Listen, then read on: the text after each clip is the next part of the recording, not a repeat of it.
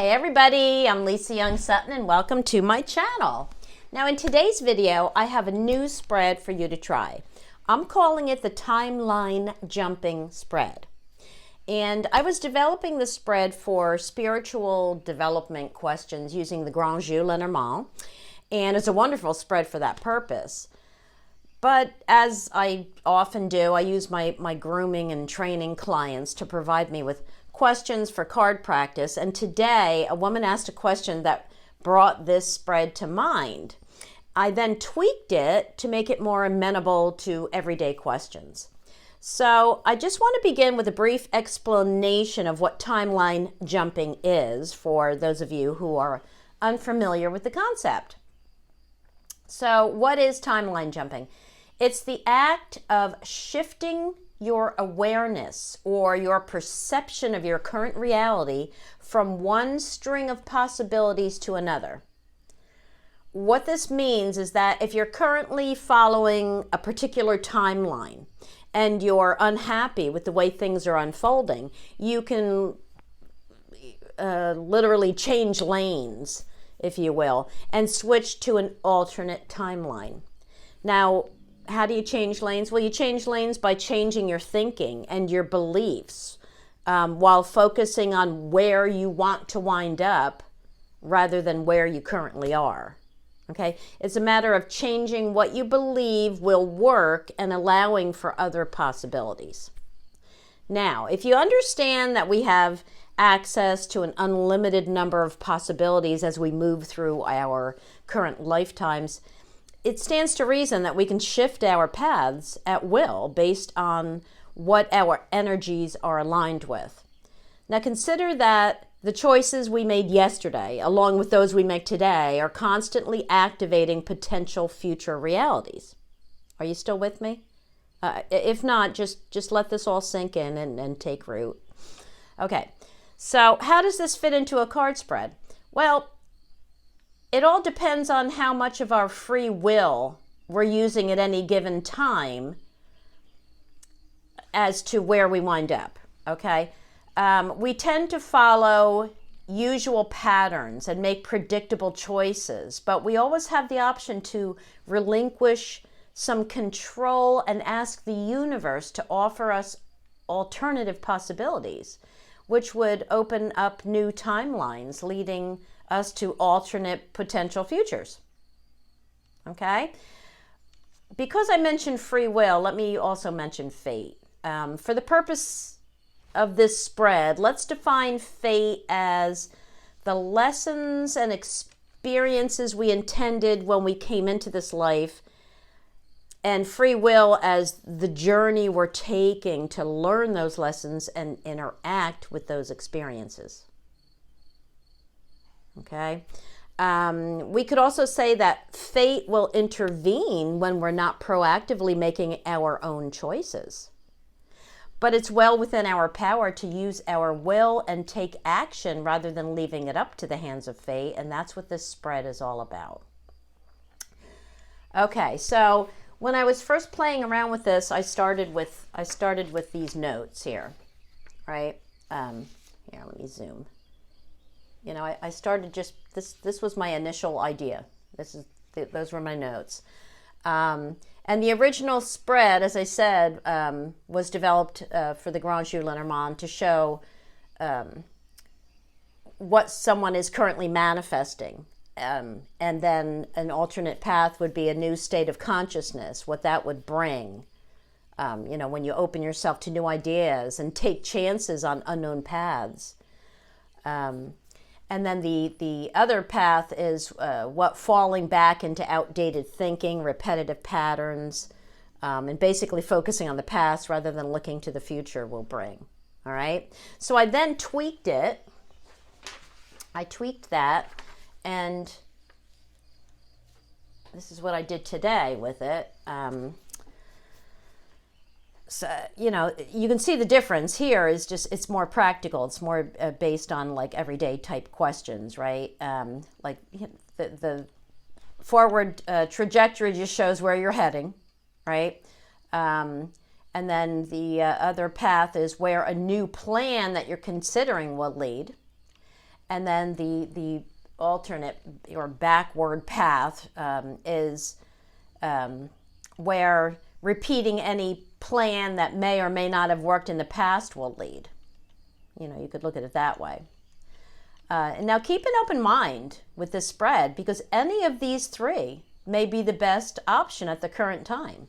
Because the way I was kind of working it, it seemed like it would always be this path, seemed like it would always be the best one, right? And it seemed like this one would always be the worst. But, you know, you can't look at it that way. You have to just leave it open and see what you get. Okay, so let me get rid of this and let me get to the spread. Hang on, let me get the, okay, are we back in? Yes, there we are. There we are. Okay, let me start with the process and then I'll tell you what the question was. All right, the process. I began by placing my significator card on the table. There she is right there. And I've been only using 3 cards for each path, but you can lay more cards if you wish.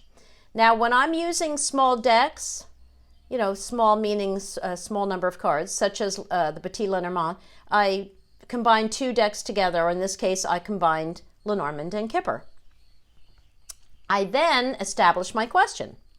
Okay, now this was for a woman named Sherry, and her question is a bit unique in that she's not just asking how to find a partner, but if she even should, and she also wants to know which will be the fastest route to get her to satisfaction or happiness, you know, whether or not that includes a new man. All right. So the question I asked is, what is the fastest route to find happiness with or without a partner? Okay, notice that "or" word in there, and right away you're thinking, isn't that 2 questions? But no, it's not, especially not for this kind of spread where we have 3 different options. All right, so next I laid out 3 cards ahead of Sherry to see where her current path is heading. Now we could call this forward line fate, right, as it represents her current trajectory of not really taking any physical action toward her desired goal, but I wouldn't call it fate because she is focusing on positive thinking and repeating daily affirmations. That's the only action we could say that she's been taking, right? So it's like mental action, not physical action. All right. Let's go to the downward path here, the backward path. This, in this example, represents the change to her current path if she reverts to past choices, old patterns, and habitual thinking. Now, Sherry says that she's still fighting the urge, and these are her words, she's still fighting the urge to see all men as cheating, lying bastards, and to focus only on creating a life where she can be happy alone. All right, so that's where that "or" comes in, because she's still not even sure if she wants to ever have another relationship. Okay? She's still on the fence. All right, and if you knew her past, you'd understand why this idea has such a grip on her. I mean, she's really been through it. She's experienced several painful and even dangerous relationships, and she's now haunted by fear. All right. Okay, so the upward path here, remember this is Sherry, the upward path here shows what's possible if she implements the new ideas she's been contemplating, which are to join a dating service and to begin socializing with the intention of finding a mate rather than just going out and having a good time and meeting with friends with no intention of meeting anyone. Okay, so that is the other plan that she's considering. All right, so let's remind ourselves of the question. The question again is, what is the fastest route to find happiness with or without a partner? So as always, remember to match each card to the context of finding a mate as well as the amount of time it will take. Okay, so we have that built right into our question. So here's her current path. It starts with the fish for circulation, unrestrained movement, adding value, and exchanges and interactions, right? And that's what we're asking about. Next, we have the key, which adds importance to this line, significance, right? Shows that this line is significant. And it also shows that success is within her grasp. Okay? It also gives her access to the previous card, which is the free-flowing opportunity to profit in some way. And the last card, as the outcome, clearly indicates a successful union. This is our Kipper card, Success in Love. Oh my gosh. I mean, are they so spot on or what? Oh man. Okay. Yeah, I'm just blown away ever since I started combining Lenormand and Kipper. I mean, the cards are just so spot on.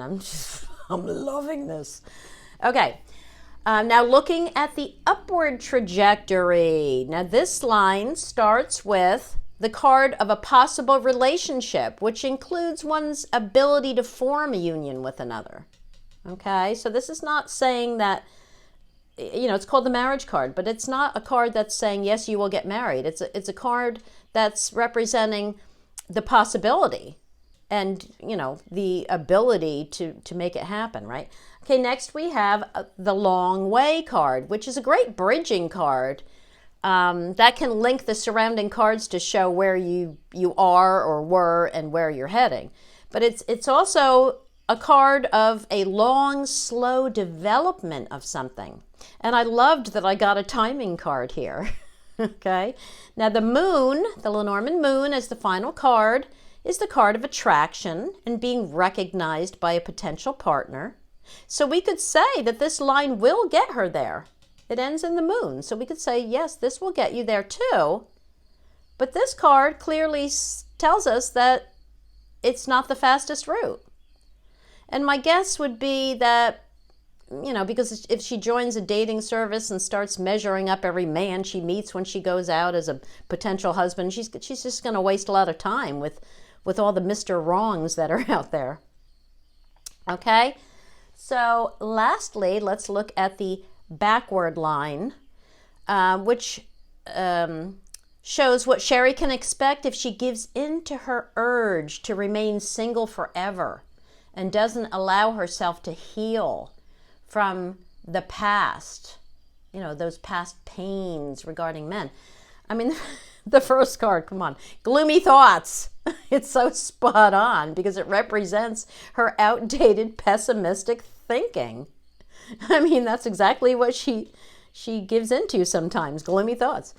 Yeah, and next we have the anchor, which represents her intended goal and quest to reach stability, but it's also a card of settling somewhere and not budging, right?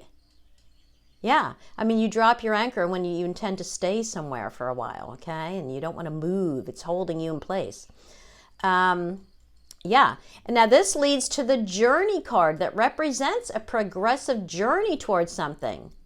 But what really jumped out at me was the fact that it can also advise one to take a journey.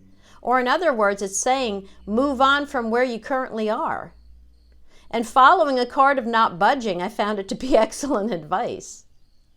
So to sum up, if Sherry makes the change up here to implement her new plan, it will take her much longer before she attracts Mr. Right.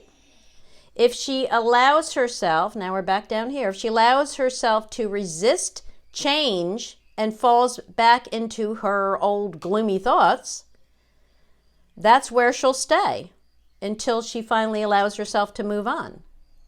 If she follows her current path of not physically acting on anything or making any, you know, like tangible changes, but sticking with her manifesting through her positive thinking and her affirmations, right?